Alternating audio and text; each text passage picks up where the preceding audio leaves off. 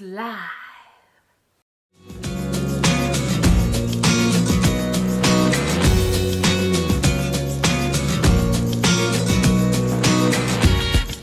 Time for you to go live on Facebook, and I'm going to tell you how. I want you to go to your Facebook page, whatever page you're trying to go live from. Either it's going to be the page on which you have your friends, or it's going to be a business page or a highlighted page of some sort where you have the rights to be either an admin or an editor and you're able to go live. So once you have decided where it is that you would like to go live, you need to go to the post portion. So you're going to get onto the page from your mobile device. Usually you can also go live from your desktop in many cases. I tend to do it mostly on my phone. You want to make sure that you're using the rear camera if that is possible. Facebook usually defaults to having you use the front camera, but your best quality is going to be that back facing camera. So if you're making videos on your phone, either for live or for your YouTube channel, you want to try and use the back camera. If you don't have that capability and it forces you to use the front camera, that is okay, but you're not going to be able to have the best quality, though you are going to be able to see the comments. So that's usually why Facebook tends to use that front camera. The quality isn't as great as far as your camera is concerned, but you are able to see and to respond to those comments. When you get to the portion that you would like to go live, the page you would like to go live on,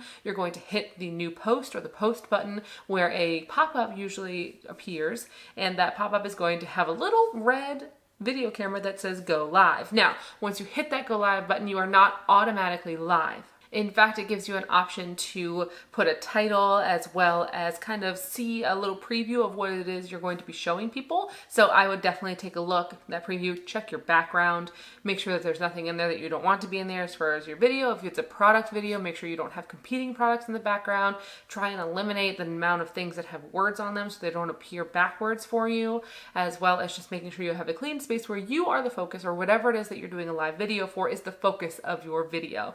Most of the time I do live videos, it is with a talking head, which is what you're seeing now. So I often like to make sure that you can see me, that I'm not cut off, and that it's just a really nice ambiance as far as the video goes. Make sure you've got your title and you're going to hit go live. There's going to be a countdown. It'll say 3, 2, 1, and then you are live. I usually start by introducing myself, waiting a couple of minutes just to be sure that people are getting the notification that Facebook automatically sends out. So you want to make sure that you give them ample time to appear, but not too long that you're going to lose the visitors who have already appeared on your live.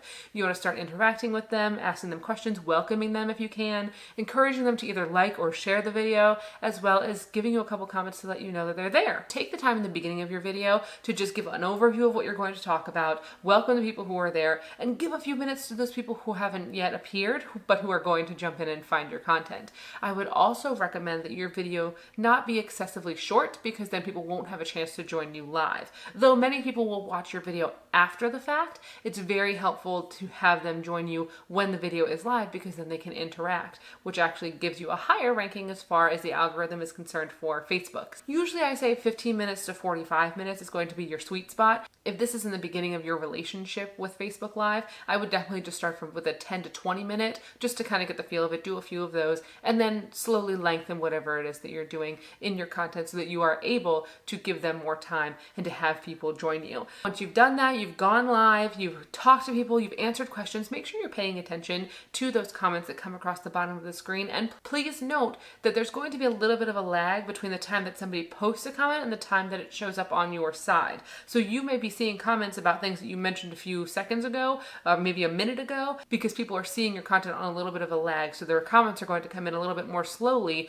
for you than for the people who are actually having the conversation within your comment box. If you've decided to end your feed, make sure you pull down and actually hit end feed or end live. It will then give you an option if you want to discard the live that you've just created, or if you want to post it to your wall. But I always recommend posting that live feed to your wall so that other people can come, can comment, can interact with it later, and then it stays as another piece of content for you.